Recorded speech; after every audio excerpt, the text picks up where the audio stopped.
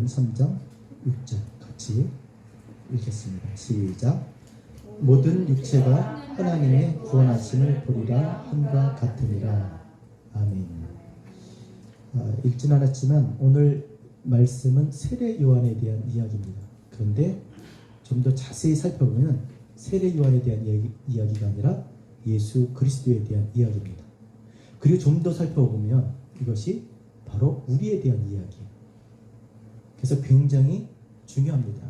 우리에게 말씀하시는 거예요. 내동 말씀 안 하시다가 400년 동안 침묵하시다가 비로소 이제 말씀하시는 거예요. 이 말씀을 하시고 싶었던 거예요. 오늘 이 시대에도 저는 동일한 말씀이라고 생각합니다. 그래서 잘 들으셔야 돼요.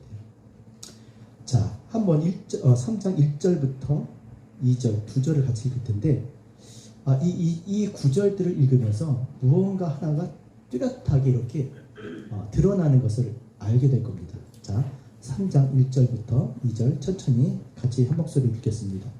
시작. 디베르 황제가 통치한 지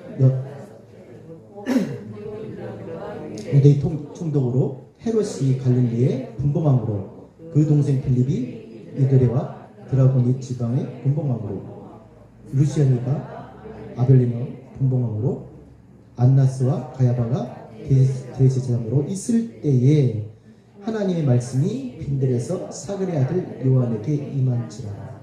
자, 여러분 어떤 걸 느끼셨어요? 1절과 2절을 읽는 동안에 무엇인가 이 구절들이 이렇게 진행돼 가면서 뒤에 모든 것들이 이렇게 설명을 하지만 결국 그 설명은 무엇인가 하나를 뚜렷하게 이렇게 드러내고 있는데 그 말씀이 무엇이었습니까?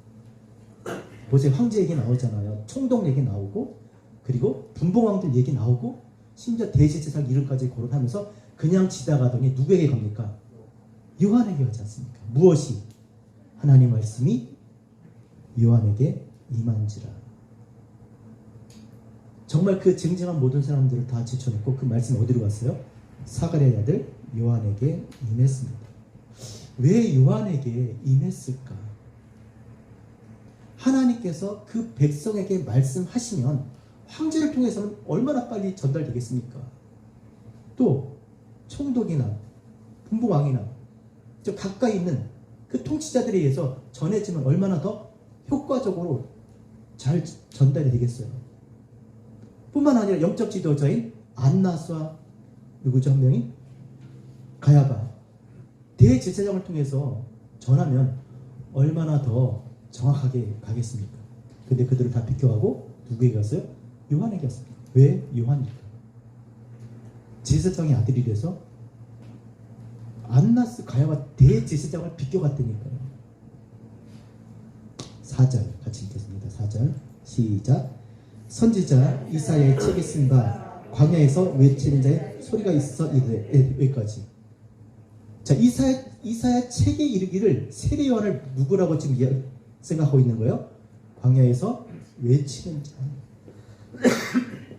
세례 요한이 외치는 자였기 때문이었던 것입니다. 하나님의 백성에게 하나님의 뜻을 전하기 위해서는 세례 요한에게 전하셨던 거예요. 많은 지도자들이 있었지만 하나님이 원하셨던 것은 세례 요한이었던 것입니다. 왜 그렇겠습니까? 그들이 하나님의 백성들에게 하나님의 뜻을 전하지 않아요. 헤롯만 봐도 그렇잖아요. 백성들이 환심을 쌓기 위해서 성전을 지었지 하나님을 위해서 성전 짓지 않았잖아요.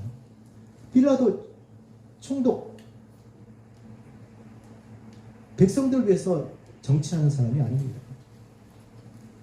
당연히 백성들을 위해서 하나님 말씀을 전해야 될 자들이지만 하나님의 백성들에게 말씀을 전해야 될 자들이지만 그들이 그렇게 하지 않았던 것이죠.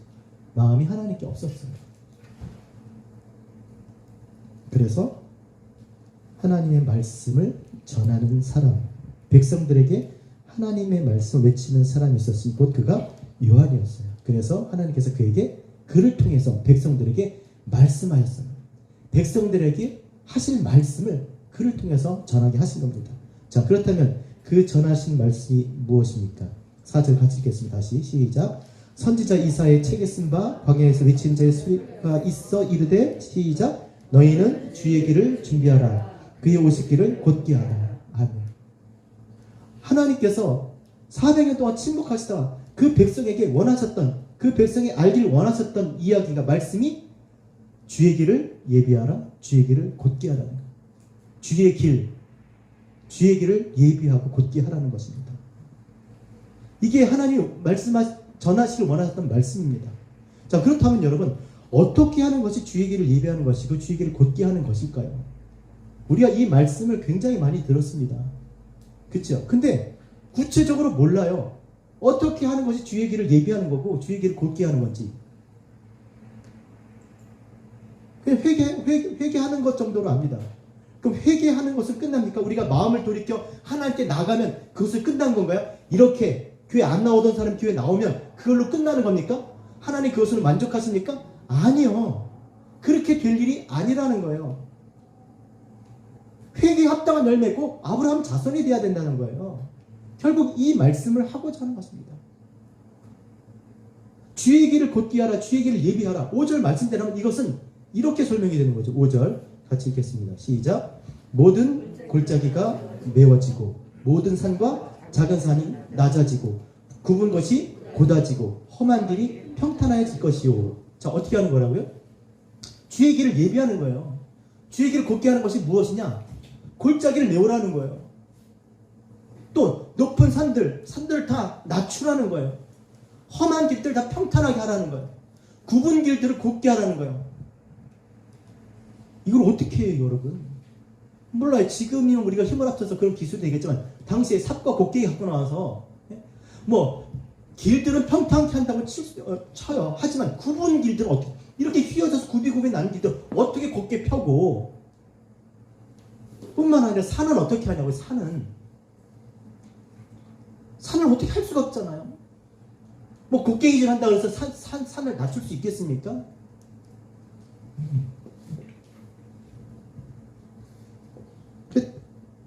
여러분 산하면 생각나는 게 뭐예요? 산. 주님께서 말씀하셨잖아요. 너희가 이 산을 명하여 바다에 던지라. 이 산을 명해서 여기서 저기로 옮기라면 옮겨질 것이요 라는 말씀이죠. 언제 그랬습니까? 따라합시다. 만일 너에게 겨자씨 할 만한 겨자씨 하나일 만한 믿음이 있어도 너희가 이 산을 명하여 바다에 던지라면 던져질 것이요. 그러니까 이게 곡괭이 들고 이렇게 해야 될 이야기가 아닌 거예요. 주의 길을 예비한다는 것은 우리의 인간적인 수고나 열심으로 해서 그렇게 예배될 수 있는 길이 아니다라는 거예요. 겨자씨 하나일 만한 믿음이 있으면 산을 명하여 바다에 던질 것이라고 말씀하신 겁니다. 믿음과 관련된 이야기입니다. 합당한 열매를 맺는 것, 믿음과 관련된 것. 아브라함의 자손이 되는 것, 믿음과 관련된 것. 주의 길을 예비하는 것은 무엇입니까? 믿음과 관련된 것. 아니 생각을 해봐요. 우리 골짜기를 메운다고 얼마나 메우겠어요. 우리의 모난 심성, 굽어진 그런 마음들, 삐뚤어진 생각들을 어떻게 얼마나 잡을 수 있겠냐고요. 잡는다고 해도 회개에 합당한 열매를 맺는다고 쳐도 우리가 죄인이 아니었을 때가 없었어요. 우리가 언제 그렇게 항상 평탄했고 언제 그렇게 바르게 그렇게 하나님 앞에 선 일이 있었을까요? 그렇지 않습니다. 우리 집사의 기도처럼 우리가 죄인이 아니었을 때가 없었던 거예요. 단지 우리가 무겁게 느꼈던 죄에서 우리가 돌아설 뿐이지 우리는 또 다른 사람들이 알지 못한 아직 내가 그렇게 죄로 자각하지 못하는 어쩜 그런 일들을 하고 있는 우리는 죄인들이었던 거예요. 겨자씨 하나일 만한 믿음이 있다면 산을 옮긴답니다. 그렇게 된다라는 거예요. 우리가 할 수 없었던 일들을 하게 된다라는 것이죠. 자, 이 이야기를 왜 하셨습니까? 왜 겨자씨 할 만한 믿음에 대한 이야기를 했습니까? 제자들이 귀신을 내쫓았는데 못 쫓습니다. 그럴 때 주님께서 말씀하셨습니다. 이 믿음이 적은 자들아, 너희가 믿음이 적은 연고로 귀신을 쫓아내지 못했다고 말씀하시면서 겨자씨 알 한 알만한 믿음이 있으면 이 산을 명할 바다에 던지리라고 했습니다. 왜 산일까요? 귀신, 우상, 그들이 산에서 뭐 했습니까? 우상 숭배했습니다. 산을 신성시합니다. 귀신 하나가 아니라 요만큼 눈에 보이지 않을 만큼 작은 그런 믿음만 있어도 그 우상 숭배했던 그 산을 아예 없애버릴 수 있다라고 지금 말씀하고 있는 거예요. 왜 산은 왜 갑니까? 우상 숭배는 왜 갑니까? 삶의 어떤 불안과 근심과 걱정과 두려움 아니겠습니까? 미래에 대한, 앞날에 대한 그런 불안감과 두려움 때문에 행했던 그런 인간의 열심과 수고와 노력, 이런 것들이 하나님을 가로막고 있는 거 아니겠습니까?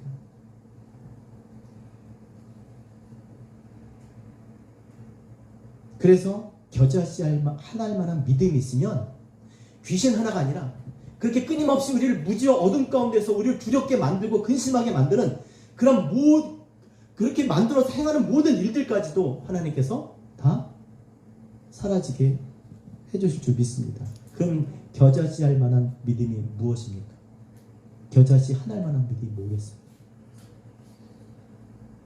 예수는 그리스도라는 겁니다. 따라합시다. 이는 자기 백성을 저희 죄에서 구원할 자이시니라. 예수가 나를 구원하실 자인 것을 믿는 거예요. 그것은 내가 죽어서 일어나는 천국 가는 일이 아니라 나를 붙잡고 있는, 나를 하나님의 백성으로서 이 땅에 살아가지 못하게 나를 붙잡고 있는 그 모든 환경과 그런 모든 조건 속에서 나를 구원해 주실 것을 믿는 것입니다. 심지어 이 육체적인 연약함으로 인해서 내가 버리지 못하는 습관과 생각과 사고 속에서 나를 구원해 주실 것을 믿는 거예요. 그 믿음이 주의 길을 예비하는 것인 줄 믿습니다. 그래서 이것은 골짜기를 메우고 산을 낮추고 험한 길을 평탄하게 하고 그리고 굽은 길을 이렇게 곱게 만드는 것은 우리가 하는 일이 아니라 누가 하는 일이에요? 하나님이 하신 일이 하나님. 이게 주의 길인 겁니다. 주님의 길, 주님의 삶의 방식. 여러분, 주님께서 왜 육신을 입고 이 땅에 오셨습니까? 이 일을 하려고 오신 거예요. 우리의 육체로는 메울 수 없는 골짜기를 메워주시고 낮출 수 없는 산을 낮추시고 험한 길을 평탄케 하시고 굽은 길을 곱게 하시려고 우리가 할 수 없는 그 일을 주님께서 하신 줄 믿습니다. 그래서 6절에 주의 구원을 보는 거예요. 육체가 볼 수 없었던 그 주님의 구원을, 이루지 못했던 하나님의 구원을 보게 되는 것입니다. 그리고 바로 이것이 회개에 합당한 열매 되는 것이고, 그리고 아브라함 자손 되는 줄 믿습니다. 여러분, 주님께서 이 땅에 무엇을 위해서 사셨습니까? 왜 오셨어요? 하나님과 함께 계셨던, 창세 아버지로부터 받은 영광 가운데 계셨던 그 하나님이 그 영광 안에서 그 영광을 누리며 하나님으로 사셔야 마땅할 그분이 왜 인간의 몸을 입으시고 이 땅에 오셨냐고요. 우리에게 구원의 길, 주님의 길, 따라합시다. 내가 곧 길이요 진리요 생명이니 나로 말미암지 않고는 아버지께로 올 자가 없느니라. 그리스도께서 이 땅에 오심으로 말미암아 우리가 이룰 수 없는 그 길을 이루게 하시고 길 되시고 진리 되시고 생명 되셔서 메우고 깎고 낮추고 평탄케 하고 곧게 해서 우리가 걸어 쉽게 그리스도를 통해서 하나님께 이룰 수 있는 그 길이 되시려고 이 땅에 오신 것, 이것이 주의 길인 줄 믿습니다. 그것을 믿는 거예요.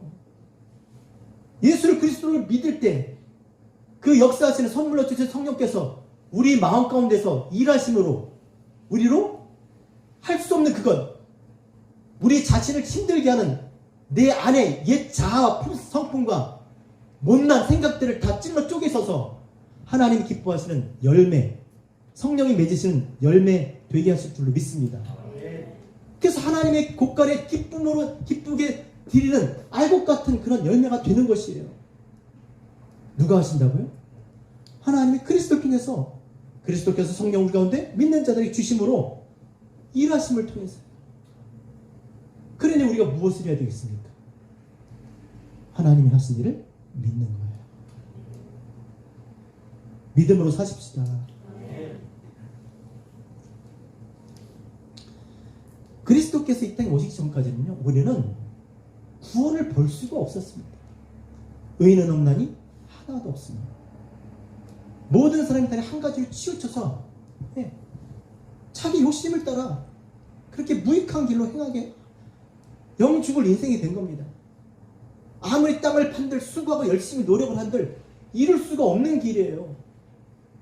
죄의 삭은 사망이요, 하나님 연산 그리스도 예수 안에서 죄의 삭은 사망, 죽게 될 인생들이었습니다. 그런데 그리스도께서 이 땅에 오셔서 그것을 해결하시고 우리가 건널 수 없는, 우리가 갈 수 없는, 이룰 수 없는 그 길을 하나님께 이룰 수 있도록 길이 되어주시고 생명이 되어주시고 진리가 되어주신 줄 믿습니다. 그러니까 주님께서 이 땅에 육신 입고 오셔서 우리 가운데 거하심으로 말미암아 우리가 하나님의 구원을 보게 된 것이죠. 그러니까 이것은 우리가 뭐 의로워서 아니면 우리가 좀 달라져서 일어난 일이 아니라 전적인 하나님의 사랑과 긍휼하심 때문에, 자비 때문이었습니다.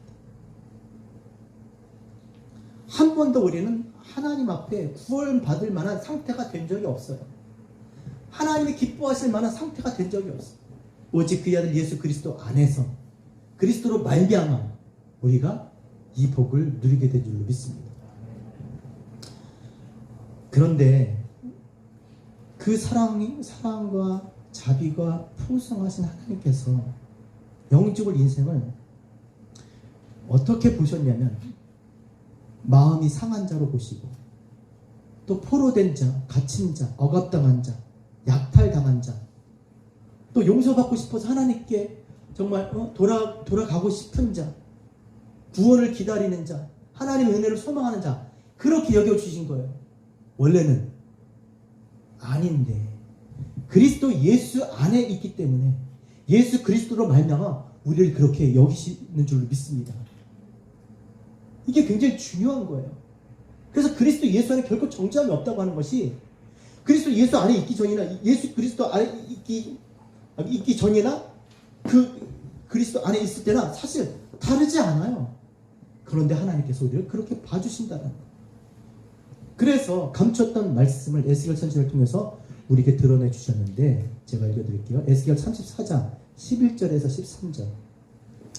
주 여호와께서 이같이 말씀하셨느니라. 나 곧 내가 내 양을 찾고 찾되 목자가 양 가운데 있는 날에 양이 흩어졌으면 그 때를 찾는 것 같이 내가 내 양을 찾아서 흐리고 캄캄한 날에 그 흩어진 모든 곳에서 그것들을 건져낼지라. 내가 그것들을 만민 가운데 끌어내며 여러 백성 가운데서 모아 그 본토로 데리고 가서 이스라엘 산 위와 시냇가에와 그 땅의 모든 거주지에서 먹이되 라고 말씀하셨어요. 누가?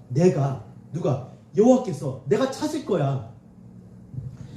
원래 우리 그런 자가 아니었는데 아니야. 그리스도 예수 안에 있으면 너희 그런 자지. 너희 억압당해 있지. 지금 갇혀 있지. 지금 구원을 기다리지. 하나님의 은혜를 소망하고 있지. 그렇게 여기셔서 내가 찾을 거야. 내가 너희를 어디든지 찾을 거야. 찾고 찾아서 건져내리라. 흐리고 캄캄한 날일지라도 너희가 만민 가운데 흩어져 있을지라도 내가 데려올 거야. 건져낼 거야. 반드시 찾아낼 거야. 목자를 보내서 지금 그 복음을 얘기하는 거예요. 요한이 그래서 말씀이 요한에게 임하사 이 말씀을 전하고 있는 거예요. 주의 길을 예비하라. 주님 오신다는 거예요. 그의 길을 곧게 하라. 이것은 이사야 40장 1절에서 2절 말씀의 성취입니다. 너희 하나님이 이르시되 너희는 위로하라. 내 백성을 위로하라. 너희는 예루살렘에 마음이 닿도록 말하며 그것에게 외치라. 그 너에게 때가 끝났고 그 죄악의 사함을 받았느니라. 그의 모든 죄로 말미암아 여호와의 손에서 벌을 배나 받았느니라 할지니라 하시니라. 마음에 닿도록 위로하시겠다는 거예요. 마음에 닿도록 자비를 베푸신다는 거예요. 예수 그리스도를 이 땅에 보내심으로 우리를 그렇게 여기신 줄 믿습니다. 사실 이 말씀을 보면서 할 말이 없어요. 정말 할 말이에요. 잘한 일이라고 일도 없는데 단지 그리스도 예수를 믿은 것뿐인데 내 백성을 여기시고 그의 모든 죄를 사하시고 그리고 하나님이 그를 데리고 가서 먹이고 입히시고 자비를 베풀어 줄 줄 믿습니다. 또 그뿐만 아닙니다. 이사야 54장 9절에는 더한 이야기를 하셨어요. 제가 읽어드리겠습니다. 이는 내가 노아의 홍수와 같도다. 내가 다시는 노아의 홍수로 땅 위에 범람하지 못하게 하리라 맹세한 것 같이 내가 내게 노하지 아니하며 너를 책망하지 아니하기로 맹세하였노니 다시는 노하지 않을 거라는 거야. 다시는 책망하지 다시는 심판하지 않겠다는 거야. 누구에게? 그리스도 예수 안에 있는 자들. 산들이 떠나며 언덕들이 옮겨질지라도 나의 자비는 내게서 떠나지 아니하며 나의 화평의 언약은 흔들리지 아니하리라. 너를 긍휼히 여기시는 여호와의 말씀이니라 하십니다. 하나님 우리를 자비로 변치 않는 화평과 긍휼로 우리를 대하시겠다는 거예요. 그리스도 예수 안에서는 결코 정죄함이 없는 줄로 믿습니다. 그러니까 우리가 어떻게 그리스도 예수 안에 있는 자가 됩니까? 그리스도께서 행하신 일을 그의 말씀을 믿음으로 말합니다. 그래서 주의 길을 예비하는 것은 다른 것이 아니라 주의 길을 곧게 하는 것은 다른 것이 아니라 여러분 주의 길을 가면 어디로 가게 돼 있습니까? 주 안에 있으면 그리스도 안에 있으면 하나님 안에 하나님 앞에 우리가 살 줄로 믿습니다. 비록 지금 이 땅에서 여기서 예배를 드리지만 그리스도 예수 안에서 믿음으로 예배를 드리면 저 하나님의 나라에 하나님 보좌 앞에 하나님 면전에서 하나님 받으시는 그런 예배가 될 줄 믿습니다. 이게 믿음으로 드리는 것이에요.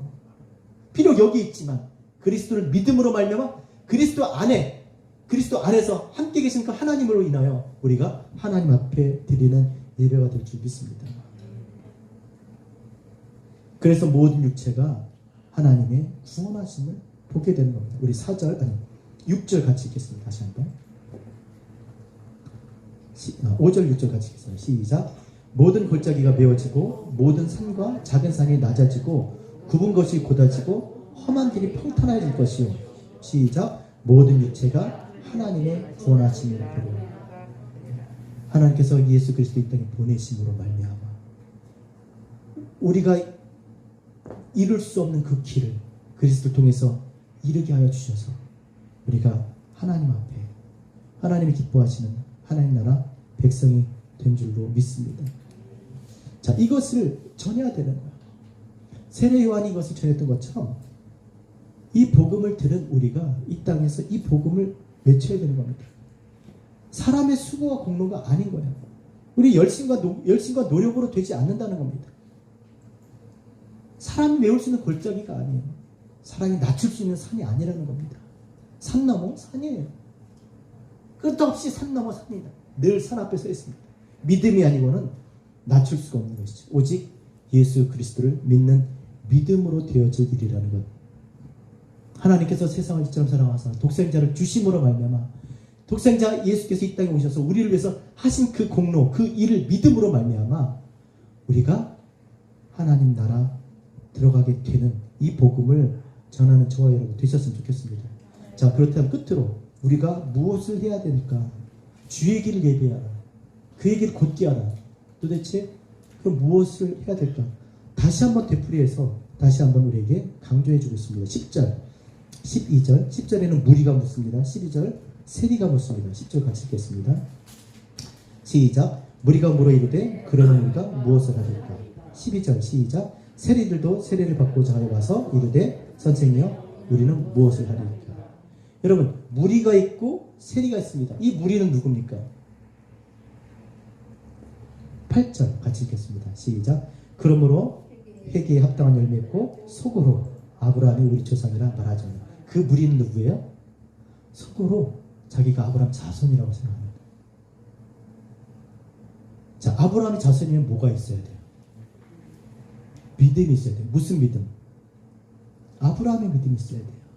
아브라함이 남겨준, 아브라함이 믿었던 하나님을 믿어야 되는 거예요. 그게 아브라함의 자손인 거예요. 아브라함은 어떤 하나님을 믿었습니까? 하나님은 죽은 자를 살리시고 없는 것을 있는 것처럼 부르신 하나님을 믿었어요. 그럼 아브라함의 자손들은 있는 거예요, 없는 거예요? 산 거예요, 죽은 거예요? 죽어도 산 거고 살면 계속 사는 거예요. 없어도 있고 있어도 있으면 계속 있는 거예요. 아브라함의 자손들은 어떻게 살아야 합니까? 11절 시작. 대답하여 이르되 옷 두 벌 있는 자는 옷 없는 자에게 나눠줄 것이요 먹을 것이 있는 자도 그렇게 할 것입니다. 있는 자, 그렇죠? 우리는 있는 자예요. 믿음으로 말미암아 없는 것도 있게 하십니다. 가장 정말 중요한 것은 아브라함의 자손 믿음이 있는 자죠. 믿음이 있으면 없는 것도 있게 한다면서요. 그러니까 계속 있는 거잖아요. 그들의 삶은 나눠주는 거예요.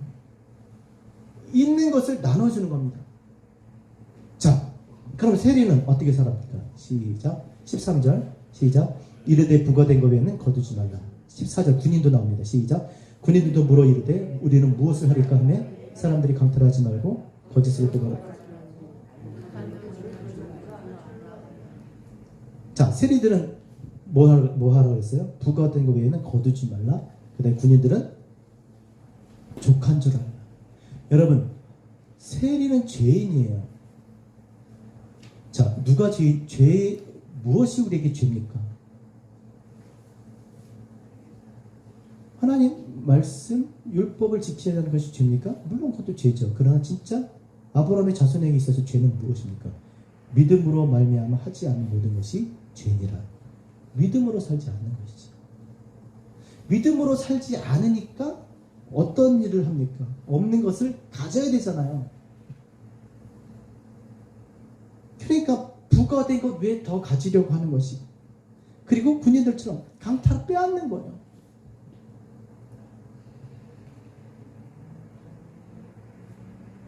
하나님을 믿으면, 아브라함의 믿음이 있으면, 없는 것을 잊게 하시는 그 하나님을 믿으면 하나님께 기도하고 하나님을 의지하여 했을 텐데 어떻게 했어요?